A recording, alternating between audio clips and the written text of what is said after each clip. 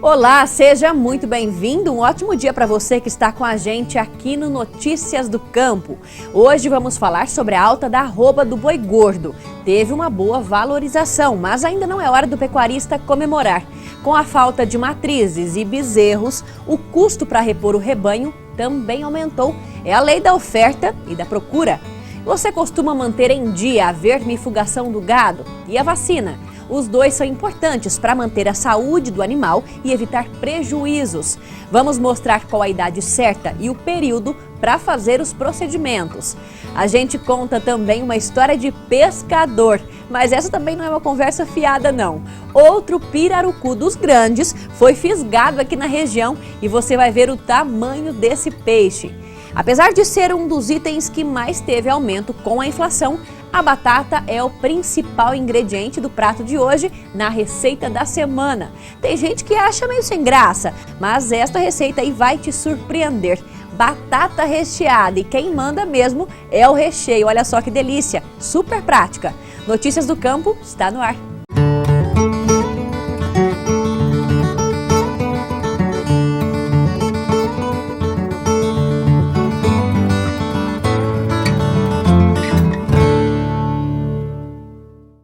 Em 3 anos, a arroba do boi gordo teve um aumento de até 50%. Um bom motivo, claro, para o pecuarista comemorar. Seria, se não fosse a falta de matrizes e bezerros para reposição. Nesse cenário, a lei da oferta e da procura dita os preços e também o custo da produção. É o que você confere na reportagem. Nesta propriedade de 32 hectares em Álvares Florence, a fiscalização é diária. São quase 360 cabeças confinadas para engorda. Walter, que é gerente da fazenda, diz que os animais saem daqui para o abate com cerca de 15 arrobas, que equivalem a 500 quilos. O monitoramento é constante para ver se o animal está pronto para ser comercializado. E aí que a atenção do gerente fica ainda maior. É que desde o começo do ano, o preço da arroba do boi gordo só tem aumentado. Você vai adquirindo um pouco mais de confiança, que o boi vai subir um pouquinho mais, e aí você vai tendo um fortalecimento para investir, né? Ele consegue trabalhar mais firme. Walter afirma que em 3 anos a valorização foi de quase 50%. Em 2013, a arroba valia R$ 100. Em 2014, R$ 137. E neste ano passou para R$ 148. O aumento é reflexo de vários fatores, como explica este médico veterinário. O hábito de consumo brasileiro teve um crescimento. Nos últimos meses, a gente não pode levar em consideração por conta da situação econômica do país, mas nos últimos 10 anos teve um crescimento de consumo per capita anual de carne bovina. Um outro fator seria a própria inflação, a própria economia. Se tudo sobe, claro que o boi também tem uma alta. E um outro fator é que, algum tempo atrás, foram abatidas muitas matrizes por um período ruim da pecuária. Se abate a matriz, não tem bezerro. Se não tem bezerro, claro, não tem boi. Se falta boi, a carne sobe, né? É lei de procura e oferta. A pouca oferta influencia diretamente no custo de produção. O preço do bezerro subiu R$ 400 de um ano para o outro, sem contar que o insumo teve influência da alta do dólar e ficou 20% mais caro. Milho, polpa cítrica, caroço de algodão são alguns dos ingredientes que contribuíram para aumentar o custo da ração utilizada na engorda. Com isso, o preço para manter o boi no confinamento também subiu. Há 1 ano e meio, 2 anos atrás, você vendia um boi gordo, você conseguia repor 2 bezerros e meio até 3. Hoje é 2 bezerros com muito custo. Tem muita gente que fala assim, não, mas a arroba do boi está boa, hoje é 148, 150 reais, mas o bezerro subiu demais e estamos sofrendo essa reposição aí. Para reduzir os custos e conseguir se manter na atividade, a alternativa para Walter foi fazer a recria dos bezerros na propriedade. A gente faz o semi-confinamento para engordar o boi a pasto, para diminuir um pouco. Que o confinamento, o volumoso vai no coxo, e o semi-confinamento, o volumoso é no pasto. Coloquemos a ração no coxo e o volumoso ele pega no pasto. Agora o confinamento não, é literalmente fechado, você tem que colocar tudo no coxo. É volumoso, é concentrado, é ração, é tudo.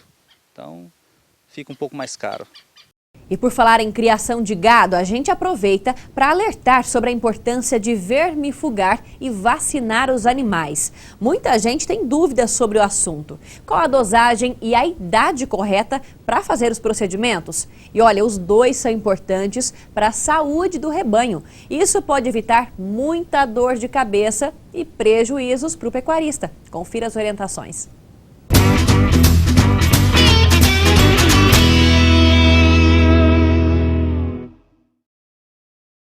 Quando se fala de vermifugação de bovinos, do gado, é importante dizer que tem dois tipos básicos de verminose que precisam ser vermifugados. É a verminose clínica e a subclínica.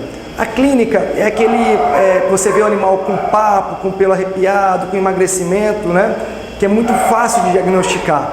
Você faz um bom vermífugo, dentro de poucos dias ele já volta a pastar melhor e a engorda é certa.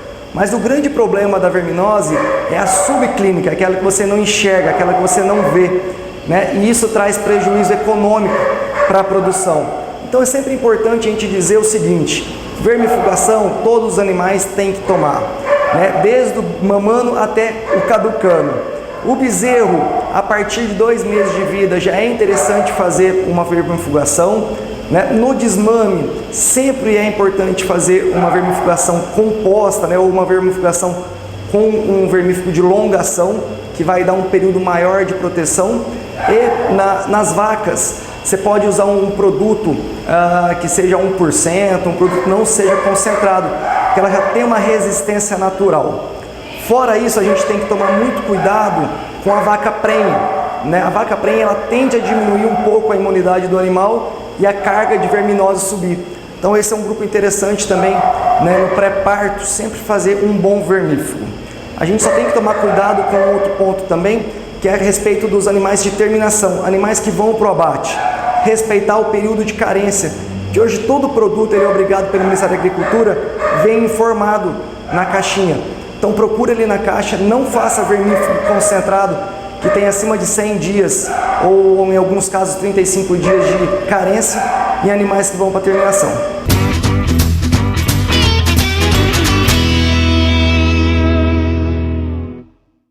E mudando de assunto, produtores de tomate de Sumaré, aqui no interior paulista, perderam metade das lavouras em outubro por causa do granizo.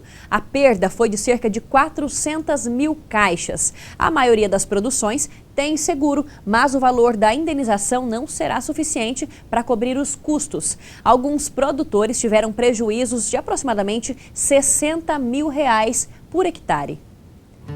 E no próximo bloco tem mais notícias do campo. Vamos mostrar outra história de pescador. E essa também não é conversa fiada, viu? Outro baita pirarucu foi fisgado aqui na nossa região. Tem também uma receita para deixar você com água na boca.